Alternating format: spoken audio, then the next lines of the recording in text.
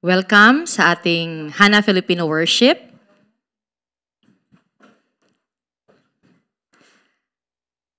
At wini-welcome ko din po, may mga kasama po kami ngayon na mga kapatid galing ng Sri Lanka. Nandito po sila at kasama natin ngayon sa pagsamba.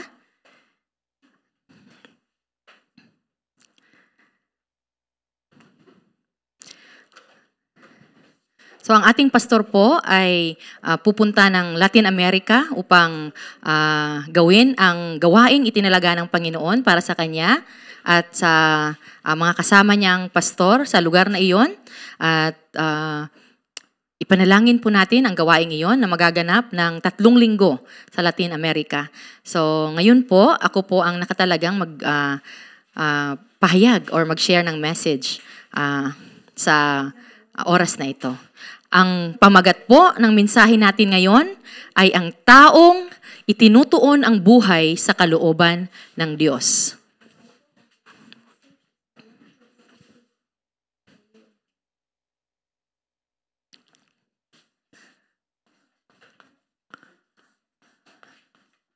Ang taong tinutuon ang buhay sa kalooban ng Diyos.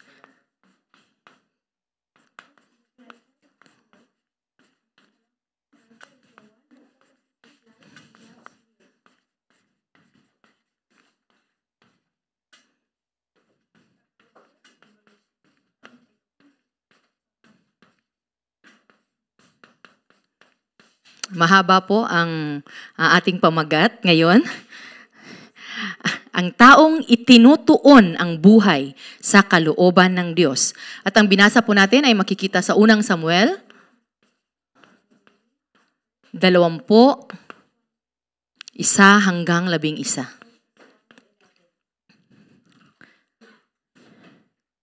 Kung titingnan po natin ang mensahe sa buong binasa nating teksto, ito po ay tumutukoy kay kay David at ang kanyang kaibigan na anak na hari na si Jonathan. Ngunit kung susuriin natin ng mas malalim ang niluloob ng teksto na binasa natin ngayon, napapaloob po dito ang puso na mayroon si David. Kung babasahin natin ang nasa unang Samuel 2:1. Basahin po natin ulit. Unang Samuel 2:1. Sinabi dito na si David ay tumakas sa nayot ng Rama at nakipagkita kay Jonathan. Itinanong niya rito, ano ba ang nagawa kong masama? Ano ba ang kasalanan ko at nais akong patayin ng iyong ama?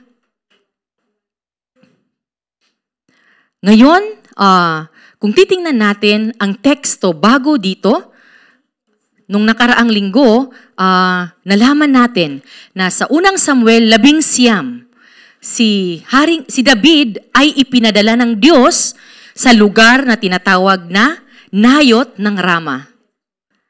At sa lugar na yon, ano ang ginawa ng Diyos? Pinangalagaan at prinotektahan niya si David.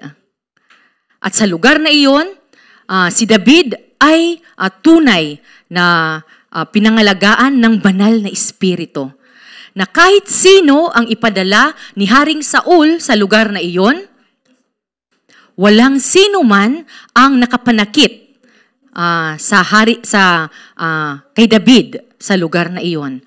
Pagkat lahat ng pinapadala sa lugar na iyon ay napupuspos ng banal na espiritu at nagsasalita ng pangitain na galing sa Diyos.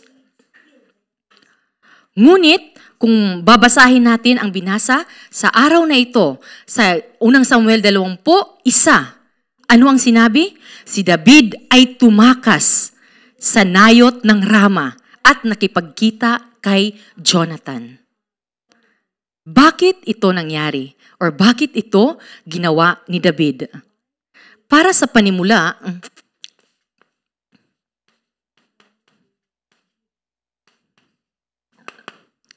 para sa panimula, gusto kong banggitin or itanong sa inyo, alam nyo ba ang salitang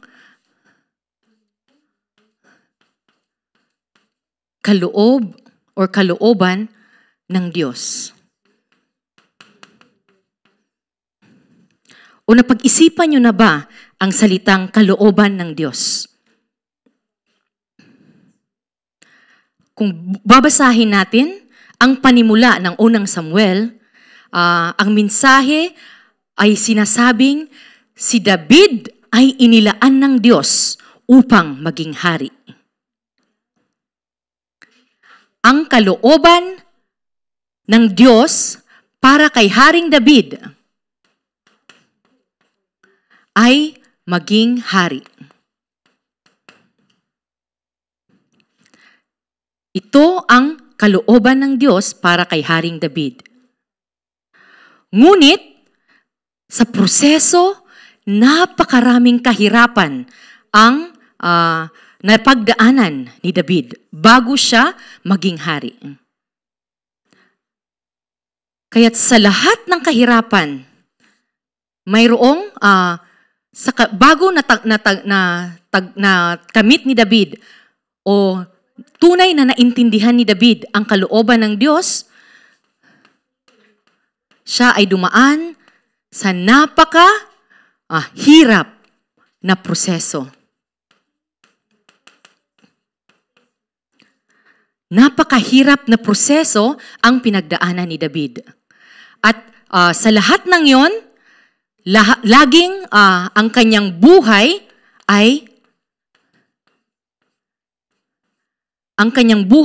ay nanganib sa lahat ng kanyang napagdaanan. Kaya,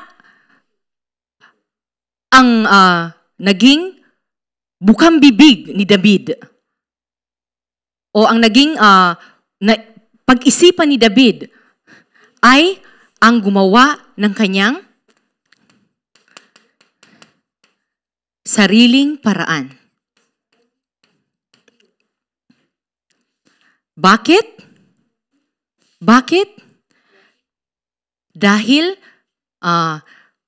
si David ay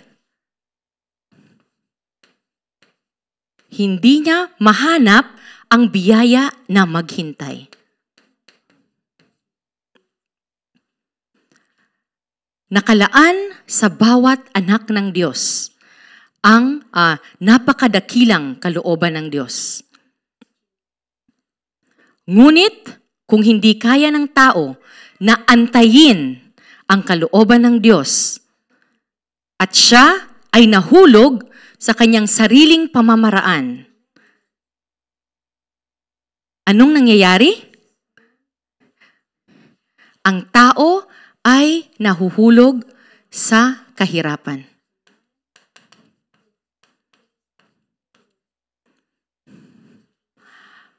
Ngayon, balikan natin ang kalooban ng Diyos. Ano ang kalooban ng Diyos? Ano ang nais ng Diyos para sa kanyang mga nilikha? Kung babalikan natin ang pinakaumpisa, ang pinakasimula ng lahat, kung babalikan natin ang pinakaunang teksto ng Biblia, sinasabi sa Genesis 1:1 na ginawa ng Diyos ang lahat, ang kalangitan at ang lupa. At ang Diyos na gumawa ng lahat-lahat ay may sinunod na proseso. Ang mga ibon ay dapat na nasa himpapawid. At sila ay masaya. Ang mga isda ay dapat na lumalangoy sa tubig. At ang isda ay masaya at may buhay kapag sila ay nasa tubig. At ang mga puno o mga halaman ay dapat na nakaugat sa lupa. At ano pa ang nilikha ng Diyos? Nilikha ng Diyos ang tao nung pang-anim na araw at sinabi ng Diyos na ang tao ay dapat kasama ng Diyos. Upang ang tao ay masaya. At paano natin masisigurado na ang Diyos ay kasama ng tao nung pasimula? Sinasabi sa Genesis 1:27 na ang tao ay nilikha sa imahe ng Diyos. At ang imaheng ito ng Diyos ay ang dahilan kung bakit ang Diyos ay kasama ng tao at ang tao ay masaya na kasama ng Diyos. At pagkatapos gawin ng Diyos ang tao upang kanyang makasama, ang tao ay kanyang binigyan ng biyaya na mamuno sa lahat ng bagay na kanyang nilikha. Tinalaga ng Diyos na ang tao ang siyang mamuno sa lahat ng kanyang mga nilikha. At habang ang imahe ng Diyos at ang biyaya ng Diyos ay ini-enjoy ng tao, nais ng Diyos na ito ay magpatuloy sa buhay ng tao. Kaya nagbigay siya ng pangako. Ano ang pangakong ito? Ang pangako na ang tao ay makasama ng Diyos panghabang buhay. Sinasabi sa, kung babasahin natin, sa Genesis 2:7.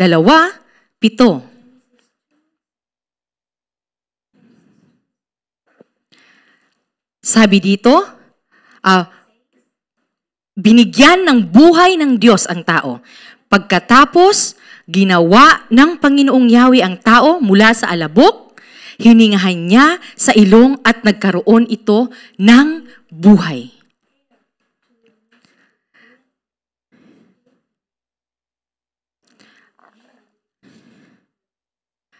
At sa 2:17, binanggit ng Diyos ang pangako. Maliban sa bunga ng punong kahoy na nagbibigay ng kaalaman tungkol sa mabuti at masama, huwag na huwag mong kakainin ang bungang iyon, sapagkat sa araw na kainin mo iyon, ikaw ay mamamatay. Ang pangakong ito ng Diyos,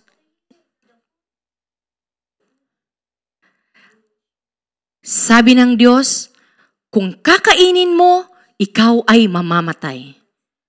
Ngunit, kung susundin mo ang Diyos na huwag kainin ang bunga ng ang bunga ng karunungan ng mabuti at masama, ikaw ay magiging kasama ko. Panghabang buhay. Ito ang dakilang kalooban ng Diyos.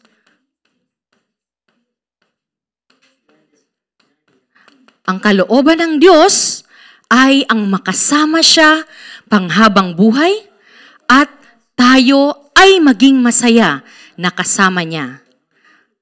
Ngunit, mayroong nangyari. Kung titingnan natin ang nangyaring aksidente sa Genesis 3, ang tao ay nilabag niya ang binigay na pangako ng Diyos para sa kanya. Kung babasahin natin ang nasa Genesis 3:5.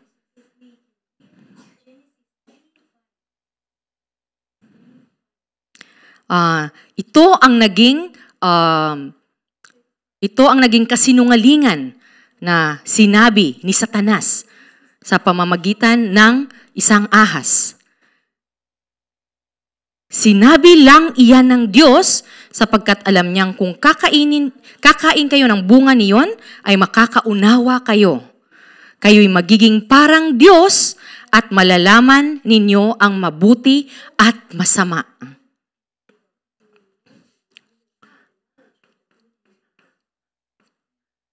Ang nangyari sa Genesis 3, hindi lang sa 5, 1 hanggang 6.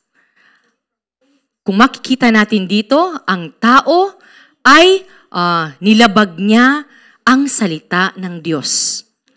Sinabi ng Diyos na huwag kainin, ngunit sinabi ni Satanas na kainin niyo at kayo ay magiging parehas ng Diyos. At ang kasinungalingang iyon ang pinanghawakan or pinaniwalaan ng unang tao na si Adan at si Eva. At dahil dito, ang tao ay nahulog sa orihinal na kasalanan.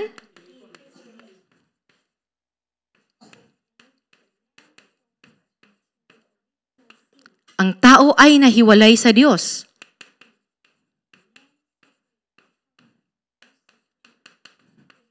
At ang tao ay nahulog sa kontrol ni Satanas. At dahil dito, ngayon ang tao ay walang ibang magiging kaligayan, kundi ang patuloy na kahirapan. Ang lahat ng mararanasan ng tao ay napapaloob, walang iba kundi sa kahirapan. Patuloy na maghirap, patuloy na magkaroon ng iba't ibang problema, magkaroon ng iba't ibang sakit.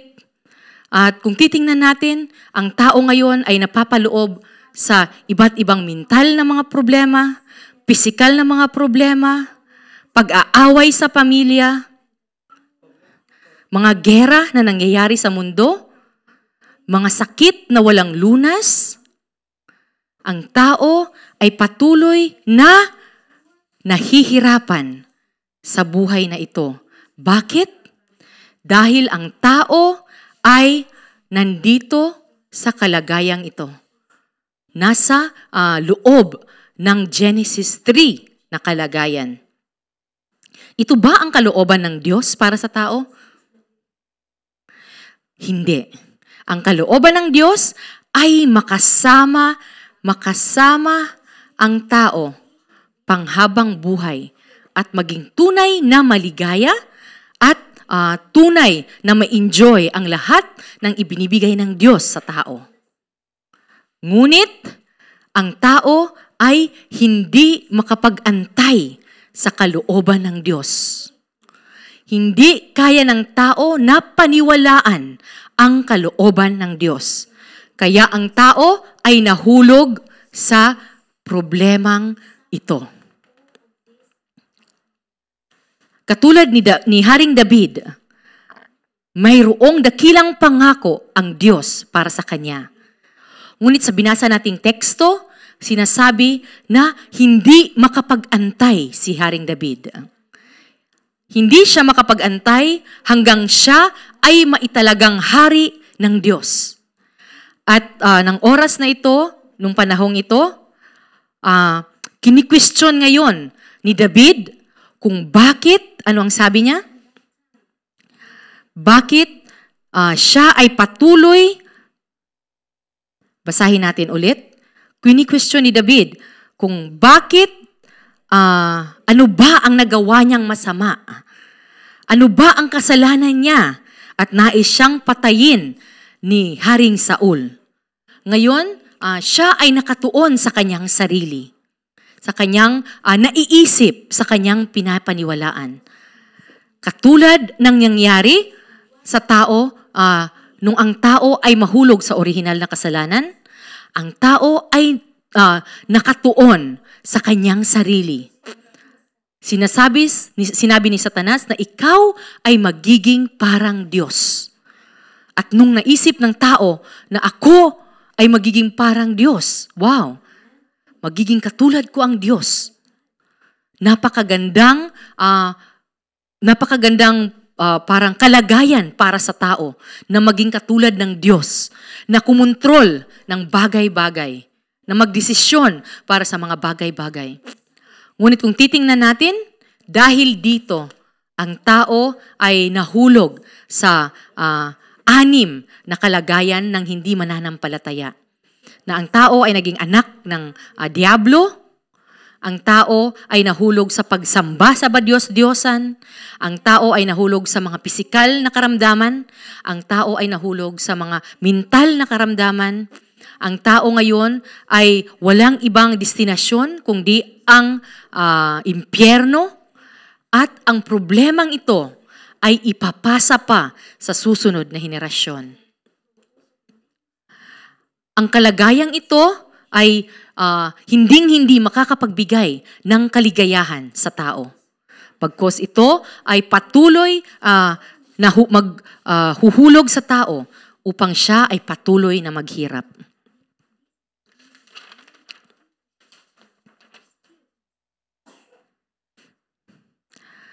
Nakita natin na gusto ng Diyos na, kung babalikan natin ang binasa nating teksto, gusto ng Diyos na protektahan at iligtas si David. Kaya ninais niya na si David ay manatili sa lugar ng Nayot ng Rama. Nais niyang si David ay manatili doon at makinig sa kanyang salita at magtiwala sa kanyang gagawin para sa buhay ni David. Katulad ng kagustuhan ng Diyos sa unang tao, nais ng Diyos na panghawakan ng tao ang kanyang pangako at makasama ang Diyos panghabang buhay.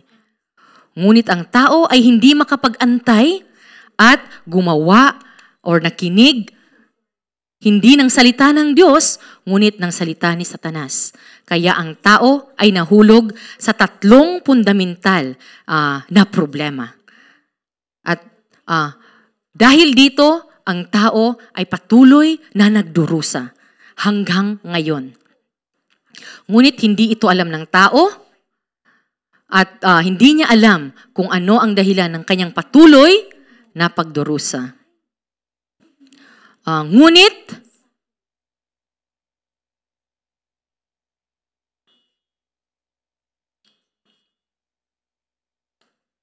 ang paraan ng Diyos,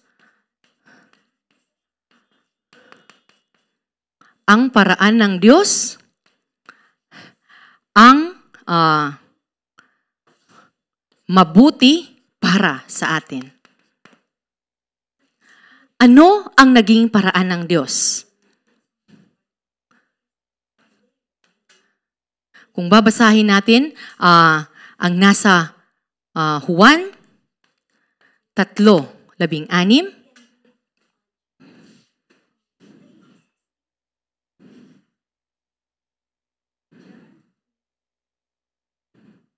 ito ang naging paraan ng Diyos. Basahin natin. Sapagkat gayon na lamang ang pag-ibig ng Diyos sa sangkatauhan, kaya't ibinigay niya ang kanyang kaisa-isaang anak upang ang sinumang sumampalataya sa kanya ay hindi mapahamak, kundi magkaroon ng buhay na walang hanggan. Amen.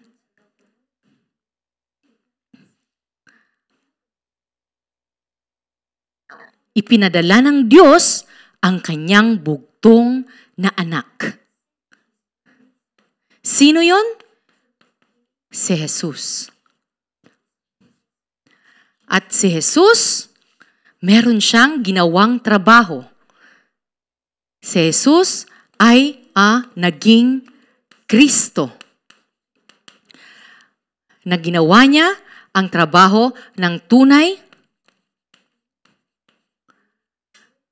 na pari upang tapusin ang ating orihinal na kasalanan. Makikita natin sa Roma 8:2. At siya ang naging tunay na propeta. At makikita natin iyon sa Juan 14:6. Siya ang naging tunay na daan para tayo ay makabalik sa Diyos. At tinapos niya ang ating problema ng pagkahiwalay sa Diyos. At sa pangatlo, ang pangatlong ginawang trabaho ni Kristo ay ang maging tunay na hari. Kung titingnan natin ang unang Juan 3:8, tinapos niya ang kapangyarihan ni Satanas. Ang paraan ng Diyos ang pinakamabuti para sa atin. At kung aantayin natin ang paraan ng Diyos, ano ang mangyayari sa atin? Ang Diyos mismo ang gagawa ng solusyon para sa ating buhay.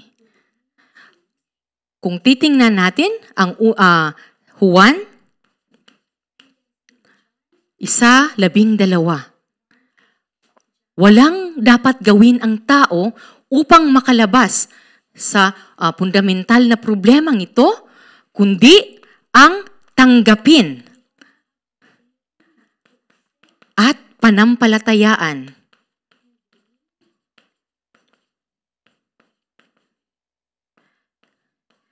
na si Jesus ang aking Kristo, ang aking Diyos at tagapagligtas. At sinasabi sa salita na tayo ay bibigyan niya ng karapatan na maging mga anak ng Diyos. Amen.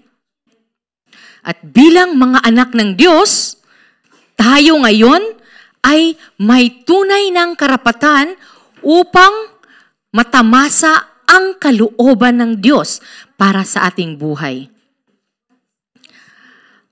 Kung titingnan natin, ang naging buhay ni David sa binasa natin ngayon, si David ay hindi makapag-antay. At ang iniisip niya lamang ay paano siya mailigtas. At sa kaiisip kung paano siya maligtas, siya ay dumipende sa tao, sa kanyang kaibigang si Jonathan. Imbis na siya ay makinig sa salita ng Diyos at siya ay dumipende sa pag-iingat ng Diyos. Kaya ano ang nangyari? Patuloy na nahirapan si David. Ngunit, ang paraan ng Diyos para kay David, yun pa rin ang pinakamabuti para sa kanya.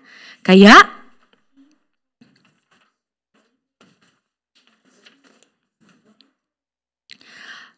kahit na siya ay pumunta ng disyerto, kahit na siya ay tumakas papuntang disyerto, ano ang nangyari sa kanya?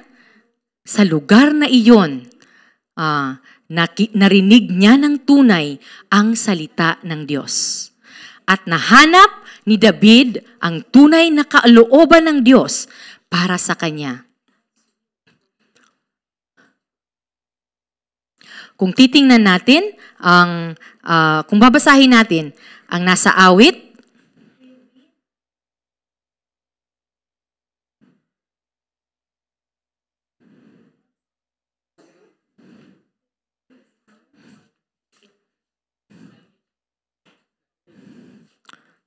para sa konklusyon.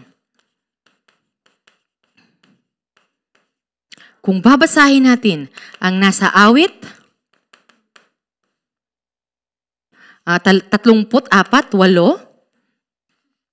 sinasabi dito na tingnan mo at lasapin ang kabutihan ni Yahweh. Mapalad ang mga taong nananalig sa Kanya. Dito, sa disyerto, awit 34:8, Psalms 34:8. Tingnan mo at lasapin ang kabutihan ni Yahweh. Mapalad ang mga taong nananalig sa Kanya. Nung oras na ito,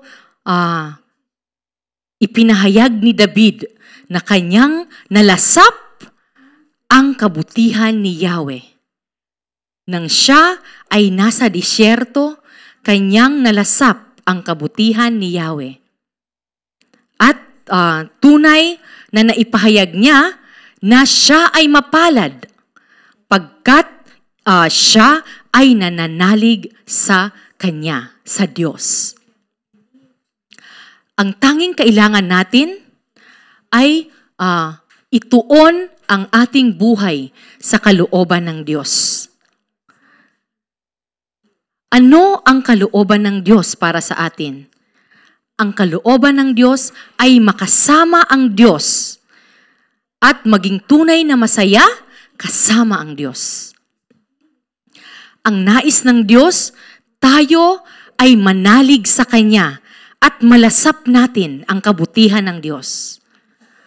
Ngunit maraming pagkakataon na ang tao ay nahuhulog sa iba't ibang problema, sa iba't ibang kahirapan, sa iba't ibang mga sitwasyon, kaya ang tao ay hindi makapag-antay sa gagawing solusyon ng Diyos. Ngunit ngayon ang tao ay ano ang ginagawa? Siya ay gumagawa ng kanyang sariling paraan. Ang dapat nating tandaan na sa pag-aantay,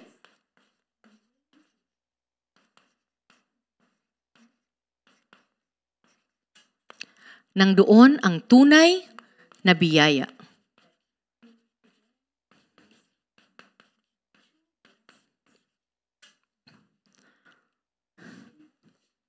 Sa lahat ng mga nangyayari sa ating buhay, kung tunay nating naaantay ang kalooban ng Diyos na siyang mangyari sa ating buhay, ito ang magiging tunay na biyaya para sa atin.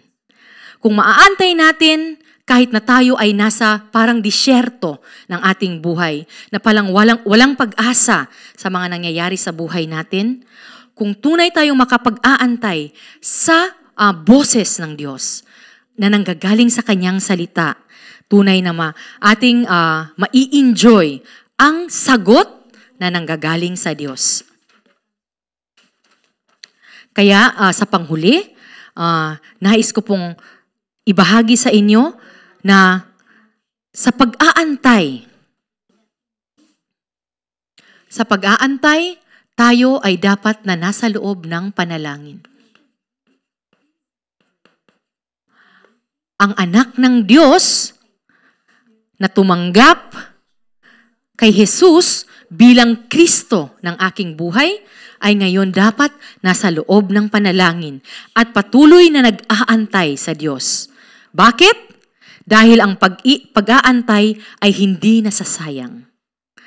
Ginagamit ito ng Diyos para palakasin ang ating pananampalataya. Sa pag-aantay, ang ating pananampalataya ay tunay na lumalakas. At ang oras ng Diyos ay tunay na perpekto. Hindi natin kailangang madaliin ang mga bagay-bagay, hindi natin kailangang madaliin ang pagtanggap ng sagot o pagkakaroon ng solusyon sa mga nangyayari sa ating buhay. Ang dapat nating antayin ay ang perpektong oras ng Diyos. At gusto ng Diyos na siya ang ating pagkatiwalaan. Kahit ano pa man ang nangyayari, dapat nating intindihin na mabuti ang paraan ng Diyos. Kaya kung ang tao ay nakatuon ang kanyang buhay sa kalooban ng Diyos, tunay nating makakatagpo ang kapayapaan sa gitna ng disyerto. Amen. Tayo po ay manalangin at magtapos. Panginoon, maraming salamat sa iyong mensahe na ibinigay sa bawat isa sa amin sa oras na ito. Maraming salamat, Panginoon, na ipinahayag niyo po ang iyong dakilang kalooban na kami ay makasama mo at maging tunay na masaya at makita ang tunay na kasagutan sa aming buhay sa loob ng iyong salita. Maraming salamat, Panginoon, na sa biyaya ng pagsamba, kami ay iyong dinala. At kami ngayon ay tunay na nakatanggap ng iyong salita, naririnig namin ang iyong salita, at tunay na kami ay magkakaroon ng lakas upang mag-antay. Gabayan at tulungan niyo po kami na tunay na mapaloob sa panalangin na nag-aantay ng iyong kalooban. Maraming salamat, Panginoon, na sa loob ng iyong salita, tunay naming mai-eksperyensya, mararanasan na, Panginoon, ikaw ang tunay na may kontrol at ang iyong oras ay perpekto sa lahat ng pagkakataon. Maraming salamat, Panginoon, na ang bawat narito sa pagsambang ito at nakikinig kahit online ay tunay na tumanggap ng iyong grasya at pagpapala sa loob ng iyong salita. Nawa ang iyong salita ang tunay naming maging imprinta at maging batayan ng aming pag-iisip at ng aming bawat desisyon. Patuloy niyo po kaming pagpalain at gabayan sa lahat ng aming ginagawa, na ang lahat ng ito ay pagbigay ng papuri at pagsamba sa iyong kadakilaan, Panginoon. Sa pangalan ni Jesus, ito po ang aming dalangin. Amen.